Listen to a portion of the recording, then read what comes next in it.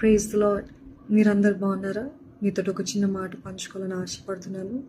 గత దినాల్లో ఒక విషయమై దేవుని సన్నిధిలో ఫ్రస్ట్రేషన్తో పోరాడుతున్నప్పుడు దేవుడు బయలుపరిచిన మాట మీతో చెప్పాలని ఆశపడుతున్నాను. ఎందుకంటే అయినా మీలో చాలా మంది ఫ్రస్ట్రేషన్లో ఉన్నారు. ఇది అవుతుందా, ఇది అవుతుందా, ఇది అవుతుందా అని టెన్షన్లో భయముతో ఉన్నారు. అటువంటి వారితో దేవుడు చెప్పమన్న మాట ఏంటిదంటే, ఒక్కసారి జ్ఞాపకం చేసుకో, గతంలో ఎన్ని కార్యాలు నీ కోసం చేశాను, ఎన్ని అద్భుతాలు నీ జీవితంలో జరిగించాను, మరలా చేయలేనా, నాకు ఇది అసాధ్యమా, నాకు ఇది కష్టమా, నేను జరిగిస్తాను అని దేవుడు చెప్పమంటున్నాడండి.